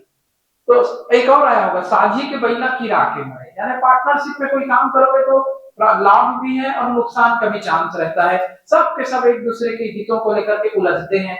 एक हांडी को लेकर के 4 लोग जा रहे हैं, 4 पार्टनर, और कहां पहुंचे हैं? चौराहे पे। एक जने बोलेगा इधर जाऊंगा, राइट साइड। एक जने बोलेगा लेफ्ट साइड। एक जने बोलेगा मैं आगे जाऊंगा। एक जने बोलेगा मैं पीछे जाऊंगा। चारों जोर से ताकत लगाएंगे और सब हांडी क्या हो गई? पार्टनरशिप का नफा नुकसान दोनों है। क्लियर हो रहा है कि नहीं हो रहा है? साझे की हाड़ी कहां जाकर के फूटेगी? चौराहे पर, जहां पर निर्णय में अलग अलग दिशाओं का या अलग अलग व्यू रहेगा। चौराहे पर 4 व्यू हो जाते हैं इस सेंस में। अब देखो, हंसा थे सो उड़ गए, कागा भयो दीवान, चल बामन घर आपने, सिंह का को जजमान। ये पूरा लोकोक्ति में हो रहा है, आधा दिया है। देखो, हंसा थे सो, एक राजा, एक सिंह था। सिंह, शेर, शेर जंगल का क्या होता है? राजा। राजा के पास कौन रहता है? मंत्री। तो सिंह का मंत्री था हंस। यानी राजा को अच्छे अच्छे सलाहकारों को लेकर चलना चाहिए। यदि किसी राजा के सलाहकार अच्छे हैं तो आप उस पर भरोसा कर सकते हैं, और यदि उसके सलाहकार अच्छे नहीं है तो उस राजा को छोड़ के भाग जाओ। अंधेर नगरी चौपट राजा वाला बात है। तो एक सिंह था, उसका मंत्री था हंस। उसके बाद ब्राह्मण जाता था, सिंह जो शिकार करके खाया रहता था इंसानों को, उसके जेवर वगैरह जो रहते थे उसको ब्राह्मण को दान कर देता था। ओके, तो ब्राह्मण ऐसा बीच बीच में सिंह के दरबार में पहुंच जाता था। एक दिन शेर अपने मंत्री से नाराज होके उसको भगा दिया। अब उसका मंत्री बन गया हंस के बदले कौवा। तो हंस सलाह देता था कि तुम जो भी मारपीट कर रहे हो भाई, तुम्हारे दरबार में कोई आया है उसको कुछ दे के भेजो, उसको मत मारो। अब उसके बाजू में कौन बैठा है? कौवा। अब पहुंचेगा कोई उसके दरबार में तो कौवा क्या सजेशन देगा?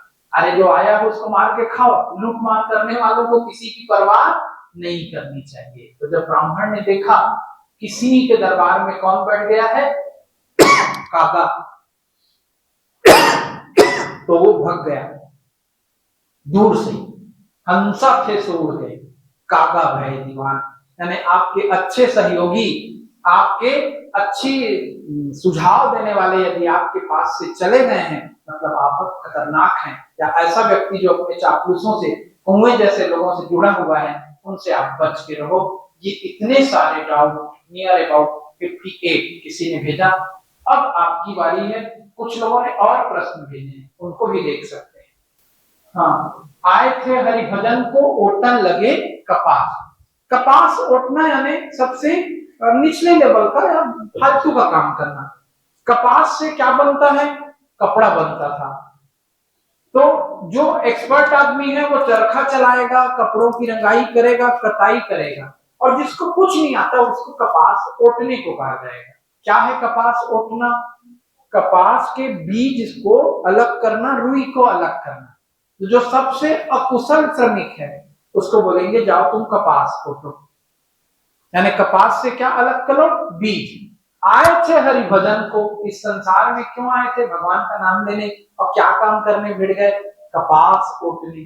पूरी जिंदगी उसी में निकल गई, कपास ओटने में। सेंस समझ में आया? अपने मुंह मियां मिट्ठू बनना, अपनी तारीफ खुद करना।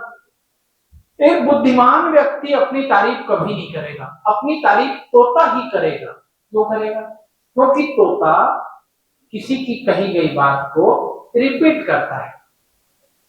यदि आप बोलोगे मिट्ठू बहुत अच्छा है, मेरा मिट्ठू बहुत अच्छा है, तो मिट्ठू उसको दोहराते रहेगा, मिट्ठू बहुत अच्छा है, मेरा मिट्ठू बहुत अच्छा है। जो बोलोगे वो रिपीट करता है।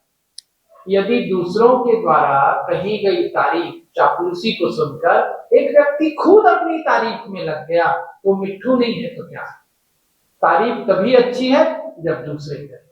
खुद अपनी तारीफ करने के लिए बोलते हैं अपने मुंह मियां मिट्ठू बनना। और 12 होना, बहुत अधिक लाभ होना। आज हम लूडो खेलते हैं। लूडो में डायस में सबसे मैक्सिमम मार्क्स कितने हैं? 6। क्रिकेट में सबसे ज्यादा रन 6। पुराने जमाने में 64 था। 64 में 2 पासे, 2 डायस एक साथ फेंके जाते थे, और दोनों में 6-6 आया, तो कितना नंबर आ गया? 12।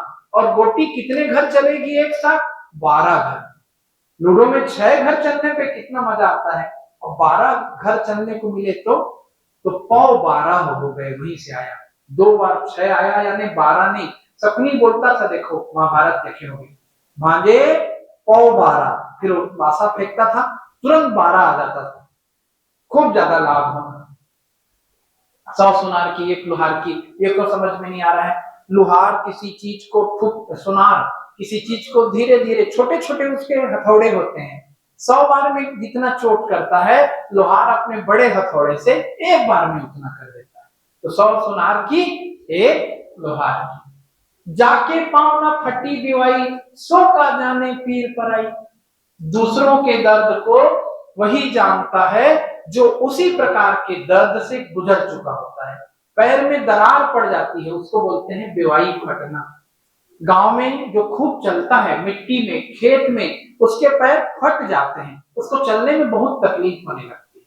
और दूसरा जो जूता पहन के चल रहा है, वीआईपी आदमी है, वो उसको क्या कहेगा, तुम मेहनत नहीं कर रहे हो, तुम चल नहीं रहे हो, क्योंकि उसके पैर में कभी दवाई नहीं फटी है।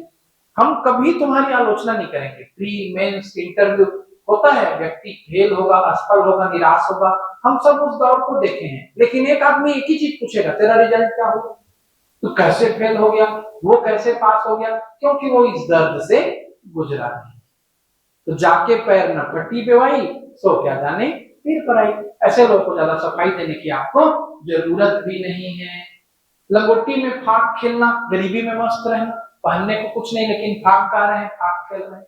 घर का जोगी जोगड़ा बता चुका हूं, खेत खाए गधा, मार खाए जुलाहा, यानी हाँ, किसी दूसरे की गलती की सजा किसी दूसरे को देना, न उधो से लेना न माधो का देना, यानी किसी से कोई मतलब नहीं रखना, न नौ नगद न तेरा उधार, इस टाइप का सत्सेंस। तो इस तरह से आपने लोकोक्ति मुहावरों को देखा। अभी भी मैं क्लास को फिनिश नहीं कर रहा हूं, कुछ और मुहावरे लोकोक्तियां भी आई हुई हैं। यदि अब आप समझ जा रहे हैं तो मैं रोकता हूं, फिर दूसरे किसी टॉपिक पे कल चलें, और पूछना है पूछ सकते हैं, माइक ले सकते हैं। अब पूछने के बाद आपको बताऊंगा, क्योंकि बहुत सारा ये आ गया, हाथ लाल करना, हाथ के तोते उड़ना। देखो, हाथ में तोते पकड़ के रखे हो, यानी आपके हाथ में कोई चीजें आ गई है और हाथ के तोते उड़ गए, यानी एकदम आप घबरा गए, आपने हाथ को छोड़ दिया, तोते उड़ गए, घबरा गए।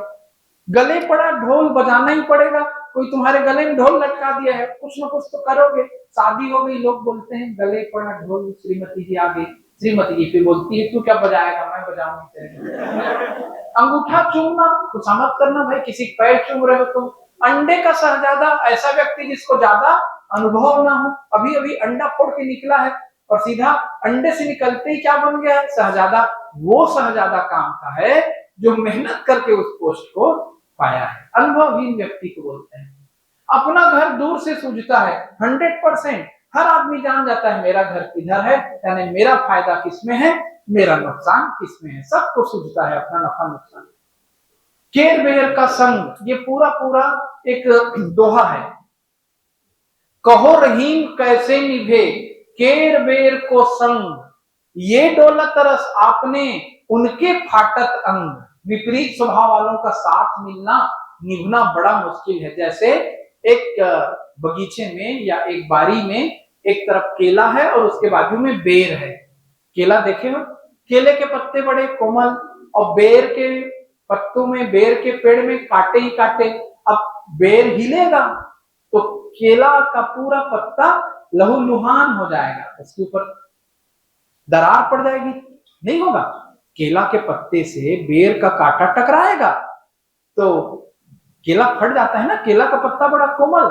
तो केर बेर का संग, यानी विरोधी स्वभाव वालों के साथ निभाना बड़ा मुश्किल। या विभीषण बोलते हैं हनुमान जी को, हमारी स्थिति तो ऐसी है जैसे दांतों के बीच में जीभ। इतना मुश्किल से आपकी जीभ अपने को बचा के रखती है, इधर उधर हुई कट जाती है दांत से। नहीं, कितनी खतरनाक हो, तुम लोग नहीं समझ पा रहे हो। तुम्हारी जीभ को दांत काटते हैं ना, कई बार जीभ कटी होगी खाते खाते, वैसे केला के पेड़ को किसका पेड़ काट देता है, कांटों के कारण। बेर, तो बेर केर का संग लिखा होगा, विरुद्ध स्वभाव वालों का एक साथ मिलना।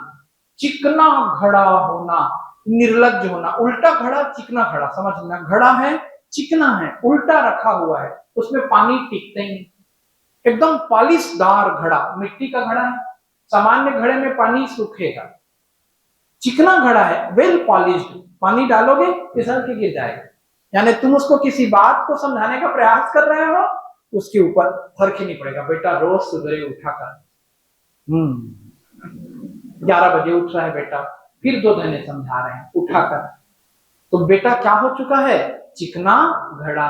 उसके ऊपर कुछ भी पानी डाल रहे हो, सब फिसल के बह जा रहा है। अच्छा ठीक है, दूध याद आना, बहुत कष्ट होना, या कष्ट के समय सुख के दिनों का याद आना। छठी में दूध बरसना। तो डाल डाल में पात पात, यदि तुम पेड़ की डगाली पर चढ़ सकते हो, डाली से डाली, एक डाली से दूसरे डाली तेजी से, मैं तुमसे एडवांस हूं, मैं पत्तों से पत्तों पर चल सकता हूँ। यद्यपि संभव नहीं है डाल पर चढ़ना, बहुत एक्सपर्टनेस है, दोनों चालाक। तू डाल डाल चलेगा, मैं पात पात चलूंगा, तुमसे एक स्टेप आगे। तुम पेड़ के डाल पे कूदोगे, मैं पेड़ की पत्ती कूद दूंगा, भले कूद के गिर के मर जाऊंगा। ठीक है। तोता चश्मी करना, या तो स्नेह रहित बातें करना, बातों को हटा देना, स्नेह रहित व्यवहार करना। तोता एक पक्षी है, जानते ही हो, पिंजरे में रखते हैं। तोता दो तरीके से रहता है, या तो तुमसे बहुत अच्छे से रहेगा, मिट्ठू मियाँ बोलोगे तुम्हारे तरफ आ जाएगा, देखेगा, उसको मिर्ची खिलाओगे खा लेगा, उसको राम राम बोलोगे वो भी राम राम बोल देगा। या फिर तुम जाओगे दांत निकोड़ते उसके पास, मिट्ठू मिट्ठू, वो ऐसे रहना 90 डिग्री तुम्हारे तरफ, ऐसा 90 डिग्री अपोजिट हो जाएगा, पिंजरे के दूसरे तरफ मुंह को कर लेगा। फिर तुम कितनों पुकारते रहो मिट्ठू मिट्ठू, वो पलट के नहीं देखेगा एक आध घंटे तक, तुम ही उठ के वहां से भाग जाओगे। तो उसका व्यवहार अचानक बदल गया, नजरें फेर लेना, तोता चश्मी करना, स्नेह रहित व्यवहार करना, बेमुरव्वत व्यवहार करना, उसके लिए कौन सा शब्द आता है? तोता चश्मी करना। ऐसा पढ़ते हैं लोग 3 होरा। अभी भी शौक पूरा नहीं हुआ है, माइक ले लीजिए। दाल भात में मूसर, दो के बीच में तीसरा, दाल और भात के बीच में मूसर, जैसे तुम घुस गए। मूसल जानते हैं? दाल भात पूरा आपस में मिल जाता है, उसके बीच में कोई तीसरा आ गया है तो दाल भात में मूसर चल रहा है। चलिए इतना काफी। और बच्चा कोई पूछेगा? एक मुझसे शब्द दे रहा था, प्यारा शब्द है, अपन बोर्ड पे आ जाते हैं, व्हाइट बोर्ड पे। उस शब्द को भी देख लीजिए, कौन सा शब्द था? लघुतर और लघुत्तर। देखिएगा दोनों शब्द सही हैं, कैसे लिखते हैं समझिएगा, है ना? कैसे लिखते हैं देखते हैं। शब्द शुद्धि से संबंधित शब्द है। माइक ले लो बच्चों जिनको कुछ पूछना है। यदि लघुत्तर पूछा जाएगा तो क्या ऐसा लिखना चाहिए या ऐसा लिखना चाहिए? और ये लघुत्तर है, इन शब्दों का अंतर समझोगे बड़ा अच्छा लगेगा। इसमें क्या अंतर है? देखो, लघु छोटा ऊ है, धन उत्तर दीर्घ स्वर संधि हो गई, ऊ और ऊ मिलकर क्या बना लिए? बड़ा ऊ, लघुत्तर, ये सही है। इसमें लघुत्तर डबल त से नहीं आए, लेकिन विशेषण की 3 डिग्री होती है, गुड, बेटर, बेस्ट, टाल, taller, tallest, positive degree, comparative degree, superlative degree. ऐसी हिंदी में भी होती है, प्रिय, प्रियतर, प्रियतम, उच्च, उच्चतर, उच्चतम। तो हम ऐसा विशेषण के आधार पे बनाएंगे, लघु, लघुतर, लघुत्तम, लघुत्तम, ऐसा। यहां पर डबल त नहीं आए तो लघुतर करेक्ट, लेकिन लघुत्तर लिखोगे तो बड़ा हो करेक्ट। ये काफी टफ श्रेणी का क्वेश्चन है, आया है मेंस में। बताने समझाने में भी बहुत मेहनत और समझ की जरूरत है। ओके, एक एक ये हाथ में मेरे है उसको बता देता हूं। और ये अन्न जल उठना या उठाना, मौत का समय आ गया या वो यहां से चला गया, उसका यहां से अन्न जल उठ गया। अब तब करना यानी अब जिए कि तब मरे, ये है अब तब करना, अब तब होना। कल पड़ना यानी चैन मिलना, कल यानी चैन। रोगी को दवा खिलाई गई तब जाकर उसे कल पड़ी।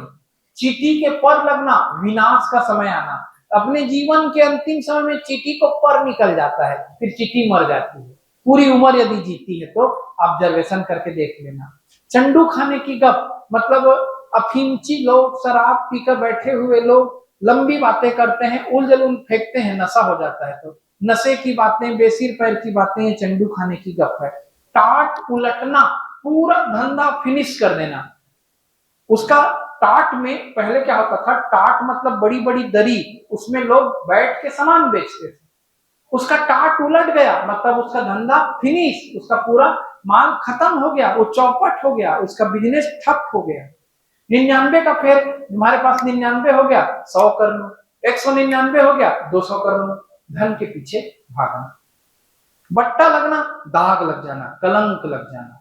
किसी के ऊपर बट्टा लग गया, उसकी इज्जत में दाग लग गया। बाछे खिलना बता चुका हूं। लकीर का फकीर, जिस रास्ते पे चल रहा हूं उसी रास्ते पे चलूंगा, न दाएं न बाएं।